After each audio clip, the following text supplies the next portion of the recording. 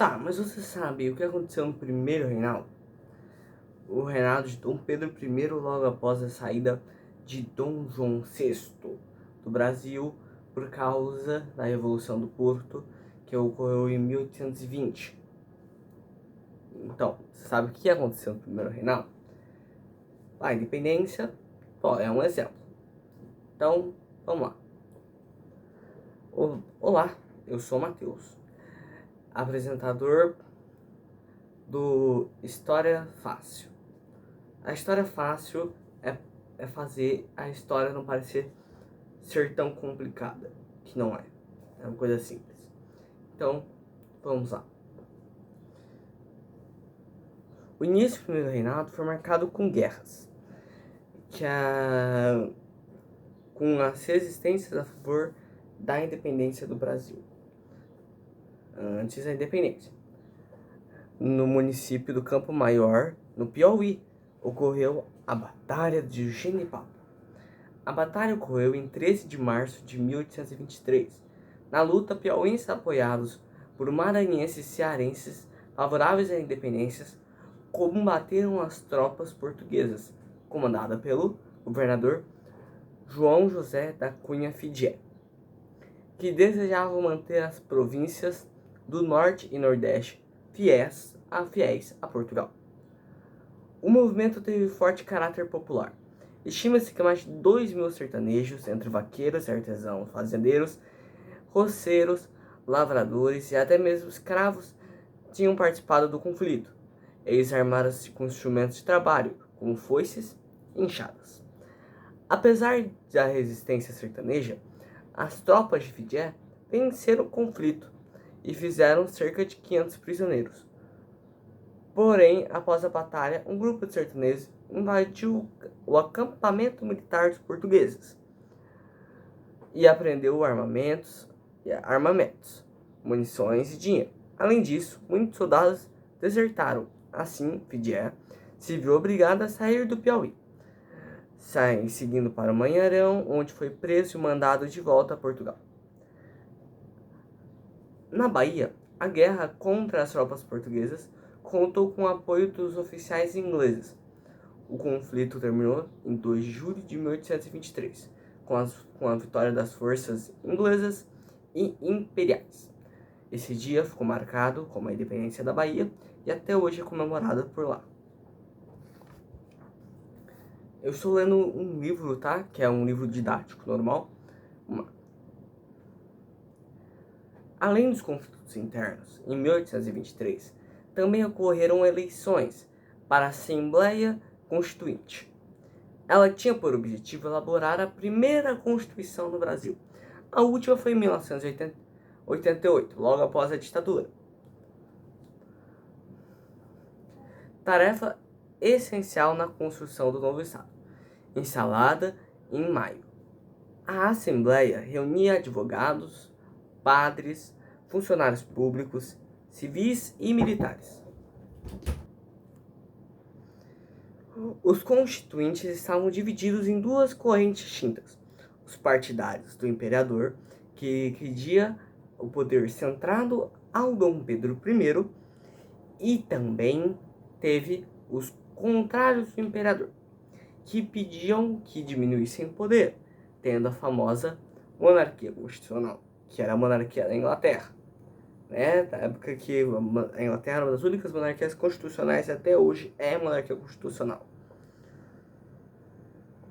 A proposta inicial da Constituição desagradou o Dom Pedro I, porque estava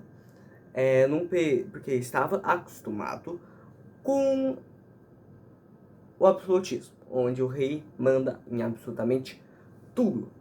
Ele faz o que quiser. Ele pode matar um cara que não vai acontecer nada com ele. Não vai ter impeachment, não vai ter nada que ele vai manter ali. Você tem que obedecer toda hora e não segue nenhuma constituição. Por isso que o imperador não gostou nada, porque o projeto limitava o poder do monarca. Como dissolver as câmaras de deputado quando considerasse necessário. Diante disso, em novembro de 1823, Dom Pedro I enviou as tropas para a Assembleia Constituinte, pondo fim aos seus trabalhos. Esse acontecimento ficou conhecido como a Noite da Agonia, quando as tropas cercam a Assembleia Constituinte pedindo o fim da Assembleia Constituinte. Por que a Noite da Agonia? Porque eles nunca tinham a certeza que alguém ia abrir a porta da Assembleia e matar todo mundo. Não ocorreu isso, mas óbvio que eles ficaram com medo. A Constituição do Brasil, a primeira, foi em 1824, quando Dom Pedro I ortogou a primeira Constituição do Brasil, que conciliava os interesses da elite com o autoritarismo do imperador. As principais resoluções da lei foi: o governo do Império do Brasil foi definido como uma monarquia hereditária, constitucional e representativa. Hereditária seria pai governa, filho assume, aí filho assume, aí o neto assume, e é isso, uma monarquia hereditária. Adotou-se o princípio da separação dos poderes, ideia iluminista feita por Montesquieu, que é o executivo, legislativo, judicial. E mais um aqui, porque eles adicionaram mais um, mas a ideia principal são esses três. Com um poder moderador. Esse último era exclusivo do imperador e garantia a ele o direito de intervir nos demais poderes. Ou seja, o legislativo não tá me agradando, o judicial não tá me agradando, pode tirar. Podia interferir em decisões e também acabar com esse poder. Foi garantido o direito à propriedade de terras, escravos e demais bens adquiridos pelas elites durante o período colonial, na época que Portugal não governava, né? O Brasil era dependente de Portugal. Foi garantido o direito... O catolicismo foi adotado como religião oficial do Império. Ou seja, você podia ter a sua religião, tá? Aqui no Brasil, você podia ter qualquer religião, só que era proibido uma festança, uma comemoração dessa religião, somente festas católicas. Foi estabelecido o voto indireto e censitário. Os eleitores escolhiam nas eleições primárias o colégio encarregado de eleger os deputados. Além disso, para você se candidatar, você tinha que ter uma renda mínima. Ou seja, você tinha que ter uma renda mínima para você se candidatar a deputado. E para votar, você também tinha um dinheirinho, né? Uma renda mínima. E não era pouco, tá? Era bastante caro você poder votar, até que era a elite e os monarcas que podiam votar. Na verdade, qualquer um pode votar, só que tem que ter dinheiro. Os negros indígenas não fizeram muita participação na Constituição. Como assim? Não apareceu muito. Somente escrito por ingênuos e libertos. O ingênuo é o filho de escravo nascido livre. Ao determinar quem era cidadão brasileiro, a lei decretava que os ingênuos e os libertos nascidos no Brasil eram cidadãos com direito restrito, ou seja, não tinha o direito de um cidadão comum brasileiro. Com isso, os cativos nascidos na África, que obtinham a alforria, ficavam em condição vulnerável, suscetíveis a todo tipo de violência por parte dos antigos senhores e das autoridades imperiais. Ou seja, racismo, claro. E que até hoje é um problema.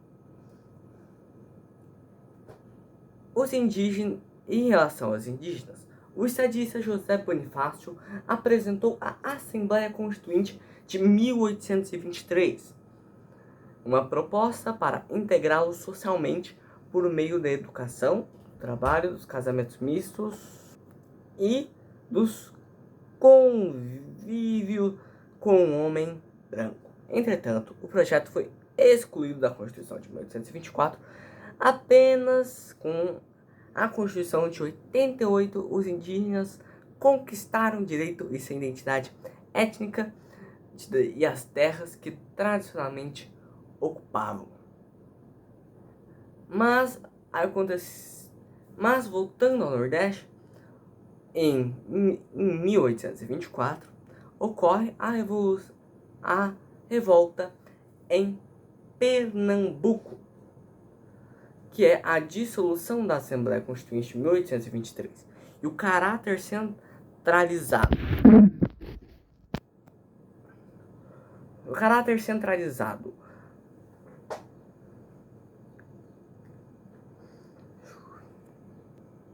Na Constituição de 1824 desagradavam as lideranças da província de Pernambuco, onde havia um forte sentimento anti-português e favorável à república. Lembrando, o Brasil não era uma república, era somente independente de Portugal, mas mantinha a monarquia hereditária. Então, a volta em Pernambuco era a favor de uma república. A difusão das ideias liberais na província tinha como principais representantes o médico e ativista político Cipriano Barata e o frei Joaquim do Amor Divino Rabelo, conhecido popularmente como Frei Caneca, que ganhou o nome de rua em São Paulo. Foi um dos líderes da Revolução Cubana de 1817, uma outra revolução que aconteceu em Pernambuco. Eu falei cubana ou pernambucana? Se eu falei cubana, mil desculpas, é pernambucana, em 1817. Em seu periódico Sentinela da Liberdade, Cipriano defendia a liberdade da imprensa e um governo liberal e federativo para o país. Por suas posições políticas, foi preso em 1823 e libertado somente em 1830 na prisão. Cipriano continuou a alimentar o movimento com as ideias liberais publicadas em seu jornal.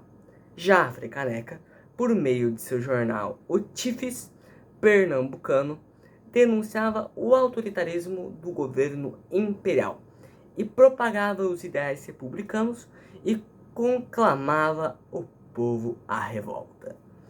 O estopim para a insurreição foi a nomeação por parte do governo de Dom Pedro I de um novo presidente para a província de Pernambuco em julho de 1824. Os revoltosos proclamavam a Confederação do Equador, propondo a formação de uma república independente.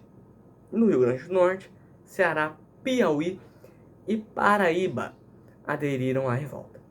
O governo imperial reprimiu com violência o movimento. Os principais líderes foram presos, e 9 deles foram condenados à morte. Frei Caneca, figura central da revolta, foi morto a tiros depois da recusa do Carrasco a enforcá-lo. Por quê? Porque o Frei Caneca era muito amado pela população. Não teve nenhum carrasco sujeito a matá-lo. A única pessoa que matou ele foi o pai de Duque de Caxias.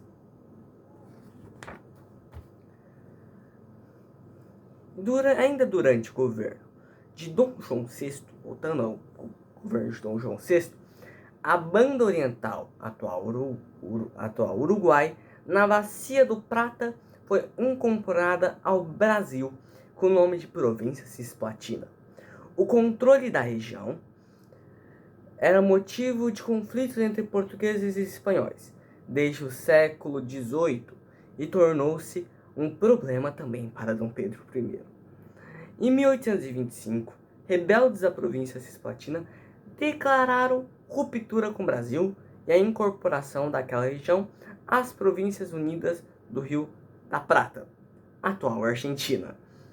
Foi o início de uma guerra entre o Brasil e o governo de Buenos Aires, que trouxe perdas humanas e custos financeiros para ambos.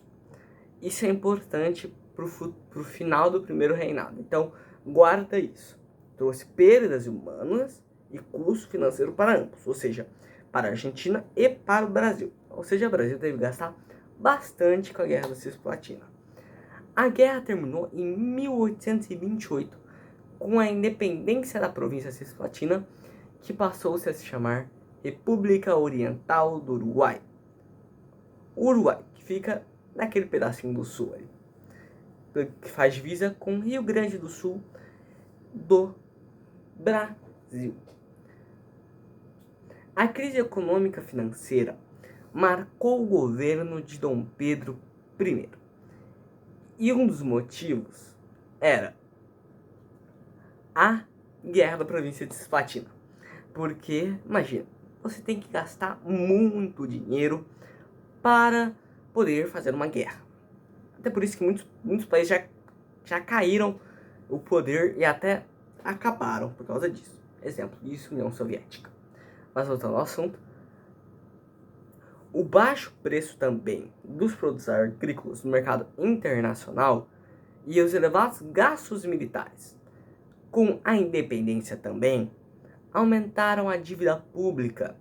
Sem dinheiro, o governo elevou a emissão de moedas, ou seja, vamos aumentar a produção de moedas para podermos pagar as dívidas. Mas se vocês não sabem, até hoje isso é um problema se você emitir muita moeda. Se você emite muita moeda, a inflação dispara. E foi o que aconteceu, obviamente. A inflação no Brasil disparou de forma absurda, que causou aumento do custo de vida e a falência em 1829 do Banco do Brasil, feito no governo de Dom João VI. A luz deu uma bugadinha aqui agora, ficou mais brilhante, mas esquece disso, tá?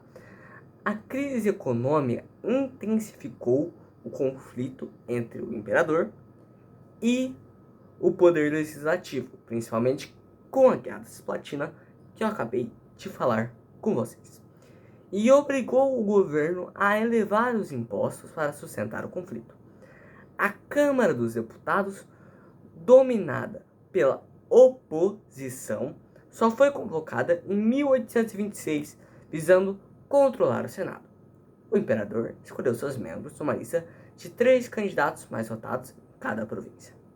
Em abril de 1823, já não era possível controlar os protestos. Na capital, nas províncias, associações oposicionistas e até membros do alto comando do exército pediam a derrubada do governo. Ao mesmo, Dom Pedro I sofreu intensa pressão vinda de Lisboa, pois os liberais portugueses insistiam no retorno do imperador. E um dos grandes protestos feito pelos brasileiros foi quando Dom Pedro estava indo para uma viagem e foi recebida com garrafadas. Exatamente, o pessoal começou a pegar a garrafa e tacar no Dom Pedro I e nos acompanhantes de Dom Pedro I. E o que aconteceu? Eles começaram a tacar os caquinhos no pessoal, conhecido como Noite das Garrafadas, porque não tem outro nome maravilhoso para citar. Isolado politicamente, abandonado pelos militares, em 7 de abril de 1831, Dom Pedro I abdicou do trono do Brasil e partiu para a Europa. A coroa ficou com seu filho, Pedro de Alcântara. O Dom Pedro II e Dom Pedro I tem um nome enorme, então você pode chamar de Pedro de Alcântara.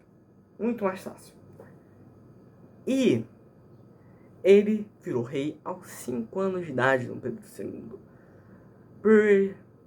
E a abdicação do imperador significou vitória às elites do Centro-Sul e a ruptura definitiva com Portugal. Então, gente, o Dom Pedro I vazou, deixou o filho aqui no Brasil. E o filho dele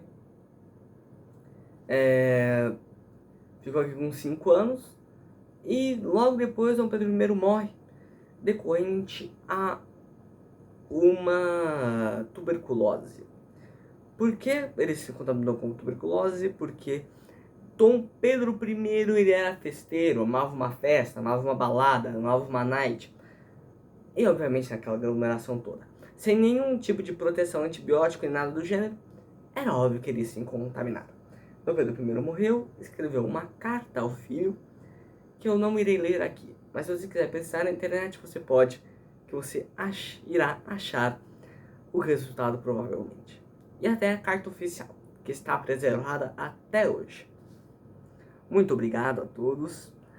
E então o poder de Dom Pedro II ficou conhecido como Segundo Reinado, e aí acontece a proclamação da República do Brasil.